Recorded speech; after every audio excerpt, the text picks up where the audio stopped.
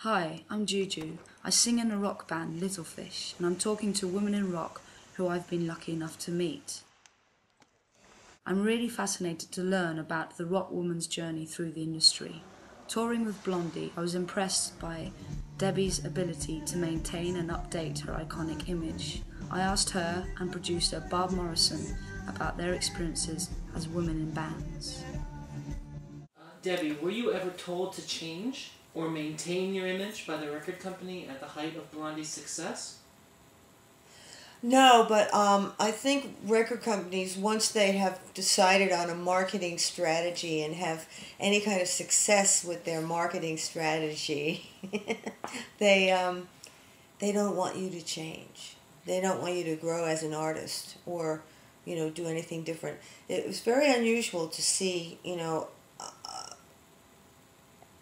how some artists overcame that, and really put it to good use. But I think David Bowie was one of the most successful at it. One of the most successful females at it. Yeah. Yeah, okay. Yeah. And I mean, making all those changes, but he was good at marketing himself. So it was always, with, all the musical cues were in place that, explained his, imagery and why he would change. It was a total story. It was a totality, which was, of course, brilliant.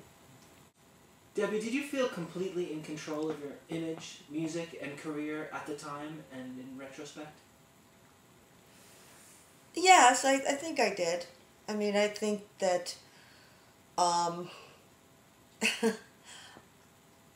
it was more of an exploration for me. I think that I wasn't dead set on anything. I was experimenting and finding my way through, different ideas. And I wasn't, it wasn't like I called up my stylist and said, what do we do next? And, it was just sort of like, oh, it was kind of like the blind leading the blind in a way. I was just, I was only following orders from God knows where.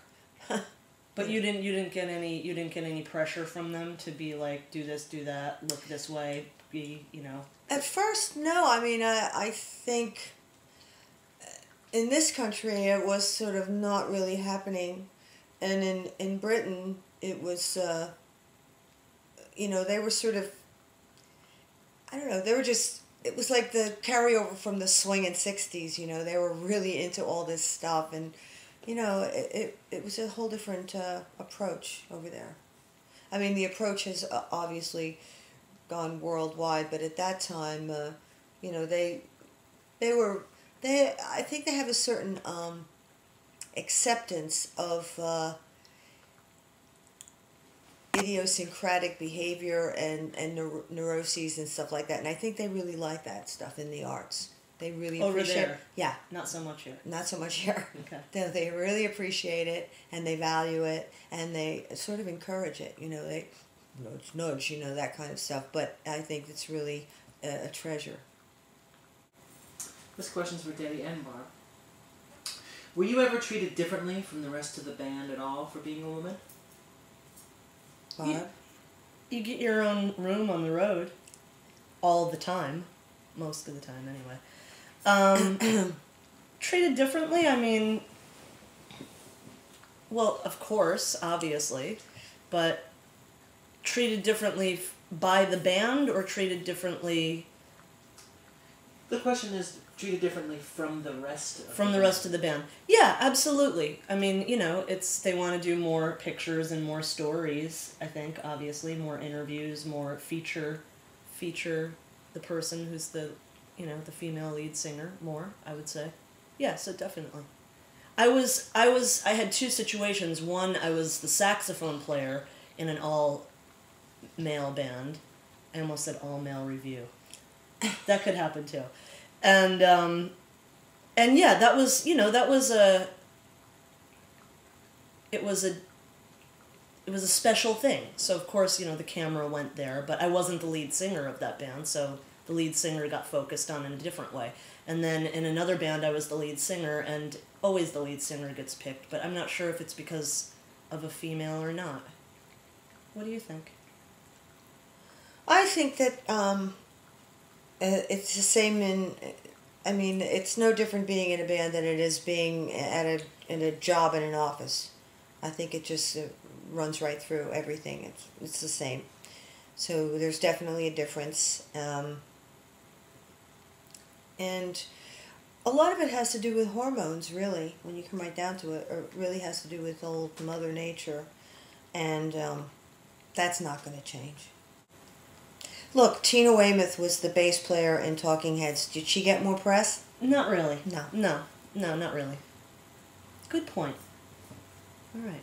Follow-up. Given that you were, and still are, a highly intelligent woman, were you ever told to keep that side of you slightly under wraps for fear of detracting from your physical beauty?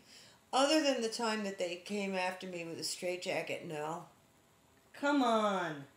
I can give a funny answer.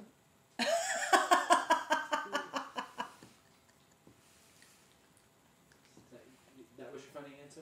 Yeah. Okay. I like that she had to preface it that it was funny. Am I ruining your interview tips? I don't mind being critiqued.